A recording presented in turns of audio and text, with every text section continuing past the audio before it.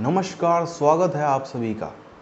इस सीरीज़ में हम लोग बात करने वाले हैं 2024 का चुनाव जैसे जैसे नज़दीक आता जा रहा है, जिस तरह से समीकरण बन रहे हैं, बदल रहे हैं। कहीं INDIA नाम का एक महागठबंधन हमको नज़र आ रहा है।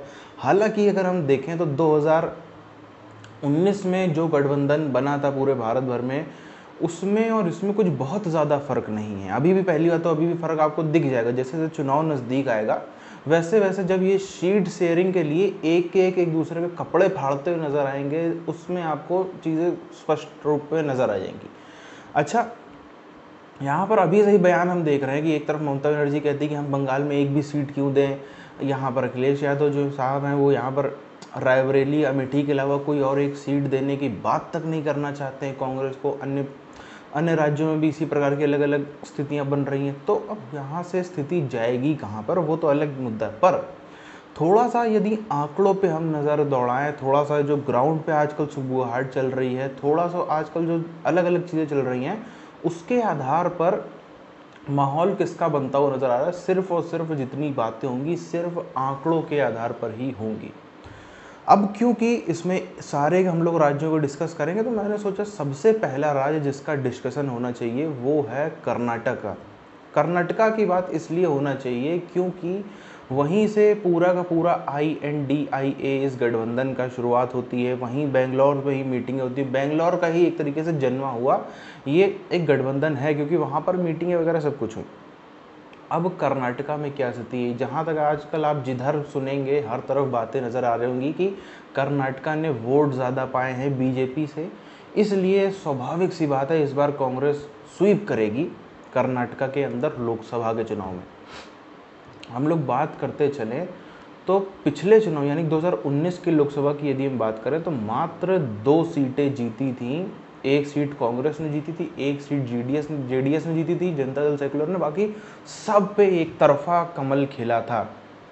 हालांकि उसमें एक सीट जो है वो बीजेपी के सहयोगी दल की थी, बाकी सब बीजेपी ने अपने सिंबल पर जीती थी। अब इसकी यदि हम बात करें तो जो एनडीए का ज़बरदस्त परचम लहराया था, क्या उसके आसपास मामला पहुंचेगा, क्या उससे बहुत ज़्यादा नुकसान हो जाएगा, कहाँ पे होगा, उसके हम लोग थोड़ा फैक्ट्स में बात करते हैं। इन चुनावों में स्वाभाविक सी बात है कि वोट ज़्यादा मिला कांग्रेस को, जो भी राज्य के चुनाव हुए, और बीजेपी की हालत बहुत बुरी हो गई, मतलब धज्जियाँ उड़ गई मैं कहूँगा। जहाँ पे ये लोग पहुँच गए हैं 63-64 पे, बहुत बुरी स्थिति में बीजेपी पहुँच गई। अब यहाँ पर समझना पड़ेगा एक बात तो कि ये फैक्ट है, इसको गांठ बांध ले बीजेपी का शीर्ष नेतृत्व की मोदी जी के नाम पर स्टेट में आपको एक ढेला वोट नहीं मिलेगा, नहीं मिलेगा। कितना भी आप कर ले, वहाँ पर लोग यही सवाल करते हैं भैया मोदी जी प्रधान, यहाँ पे मुख्यमंत्री तो नहीं बन जाएंगे आके, यहाँ आप किसको बना रहे हो उसकी बात करो ना। हमने देखा जैसे बंगाल ने 18 सीटें जिताई बीजेपी को, वहाँ विधानसभा में मामला गड़बड़ा गया। अलग अलग विधानसभा में मामला गड़बड़ा जाता है, और स्वाभाविक सा उसका कारण है कि आज हर नेता, हर व्यक्ति जो है वो चाहता है कि कम से कम नेता पे बेस्ट आदमी कौन है, बेस्ट आदमी कौन है उसको जिताओ। जो एक साइलेंट मेजॉरिटी है वो सिर्फ और सिर्फ ये देखती है कि सीएम के लिए बेस्ट उम्मीदवार कौन है, पीएम के लिए बेस्ट उम्मीदवार कौन है। दिल्ली में जहाँ पर केजरीवाल जीत जाते हैं चुनाव, लेकिन वहीं आप लोकसभा में जाकर के 7 की 7 सीटें बीजेपी की तरफ चली जाती हैं। एमसीडी में भी हमने देखा कि बड़ी ही क्लोज फाइट होकर के रह गई थी बीजेपी और इनके बीच में। तो कर्नाटक की यदि हम बात करें तो 2018 का चुनाव हुआ था, उसमें कांग्रेस ने जीती थी 80 सीटें, बीजेपी ने जीती थी 104 सीटें। मगर जो एक बहुत बड़ा फेरबदल था जिस पर लोग आजकल ध्यान नहीं देते हैं और ये लेफ्टिस्ट मीडिया को बताएगा नहीं, वो ये है कांग्रेस ज़्यादा वोट पाई थी बीजेपी से। कितना ज़्यादा वोट, इसके लिए उदाहरण के तौर पर मैं आपको समझाऊं, कांग्रेस को 45,000 वोट कम मिले थे। मध्य प्रदेश की चुनाव की मैं बात करूं तो जो 18 में हुआ था, 45,000 वोट कम मिले थे कांग्रेस को, बीजेपी को ज़्यादा मिले थे 45,000 वोट। लेकिन उसके बाद भी जो थी बीजेपी लगभग 8-9 सीटें पीछे थी कांग्रेस से। पर यहाँ पर 8, 10, 20, 40,000, 50,000 नहीं, 7 लाख वोट। कर्नाटका 2018 चुनाव में 7 लाख वोट ज़्यादा मिले थे कांग्रेस को। 7 लाख वोट इतना बड़ा आंकड़ा होता है कि यदि किसी नंबर 1 पार्टी को नंबर 2 पार्टी 7 लाख वोट ज़्यादा मिल जाए तो बहुत बड़ा फर्क हो जाता है। पर यहाँ पर खेल बिगाड़ देती है जेडीएस, जनता दल सेकुलर जो है उसने थर्ड फ्रंट के तौर पर ऐसा खेल बिगाड़ा कि पूरी की पूरी कांग्रेस ध्वस्त होकर रहती है और आंकड़ों में सीटों में उसका कम नंबर मिलता है। लेकिन जो चीज़ नज़र आती है वो कि कांग्रेस में विधानसभा के चुनाव में तब भी ज़्यादा पसंद करते थे लोग कांग्रेस को, इसीलिए इनको 7 लाख वोट ज़्यादा मिले। बाई चांस बीजेपी वहाँ पर 104 सीटें जीत गई, या टेक्निकल वजह से बीजेपी वहाँ पे 104 सीटें जीत गई, मगर कांग्रेस की मजबूत पकड़ थी।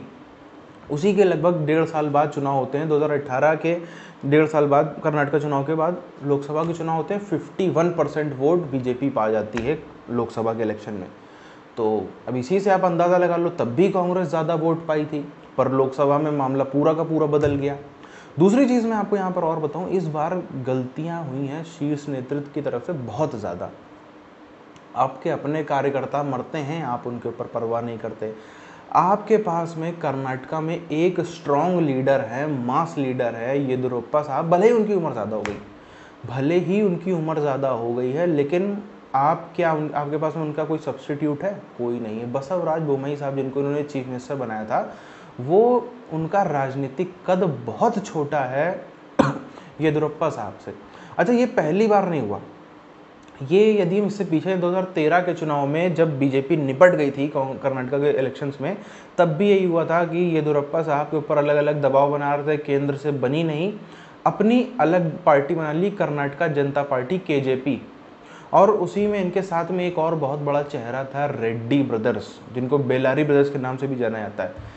ये बाहुबली हैं और तकरीबन 35-40 सीटों पे इनका सीधा प्रभाव माना जाता है। बड़े बड़े पावरफुल लोग हैं, बड़ा माइनिंग वगैरह का इनका काम है, बड़ा पावरफुल लोग हैं। ये येदियुरप्पा साहब और बेल्लारी ब्रदर्स ये मिल करके इनके खिलाफ हो गए थे और बीजेपी निपट गई। बीजेपी पूरी तरीके से धज्जियाँ उड़ गई थी बीजेपी की।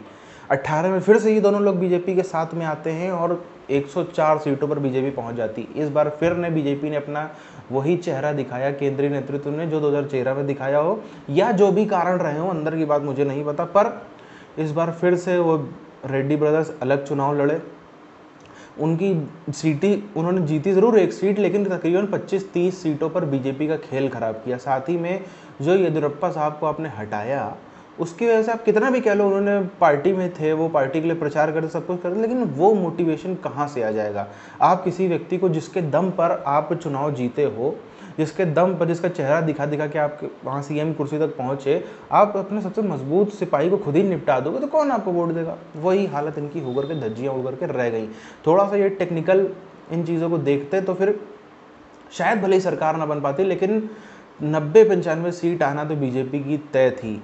और साथ ही साथ में एक और बीजेपी ने बहुत बड़ी गलती की, बीजेपी ने कांग्रेस की जगह जेडीएस को खत्म। अगर आप पूरे कर्नाटक को आप देखोगे ना, जो ओल्ड मैसूर का रीजन है, वहाँ पर ऐसा लगता था, अगर आप वहाँ के चुनाव के आंकड़े आप उठा करके देखोगे ना, तो सीधी फाइट होती थी कांग्रेस वर्सेस जेडीएस की। बीजेपी के प्रत्याशी 5-10% से ज़्यादा वोट ही नहीं पाते थे।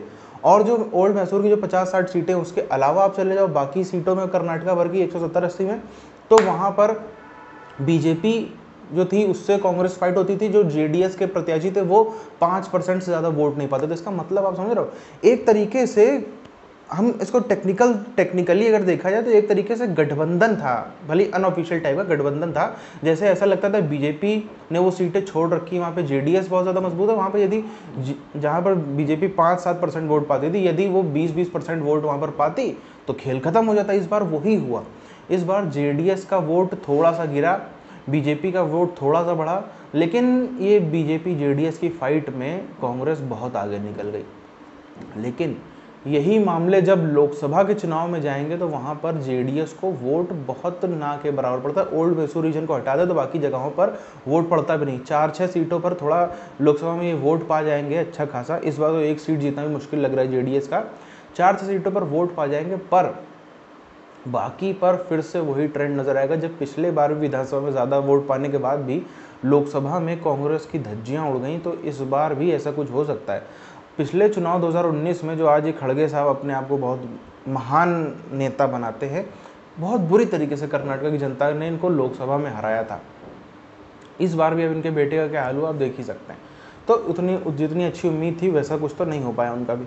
तो लोकसभा में बीजेपी की इस बार वहाँ पर 22 से 24 सीटों का आकलन जो है वो अलग अलग अभी भी एग्जिट पोल और सर्वेज जो हैं वो लगा रहे हैं। क्या इतना आंकड़ा पहुँचेगा या नहीं वो आप लोग डिसाइड करें, वो आने वाले समय पर भी डिसाइड करेगा, वोटर लोग डिसाइड करेंगे। मगर ये जो अति आत्मविश्वास है कि विधानसभा जीत गए इसलिए लोकसभा में जीत जाएंगे, ये कांग्रेस का बड़ी बुरी तरीके से टूट सकता है, कम से कम कर्नाटका के अंदर तो।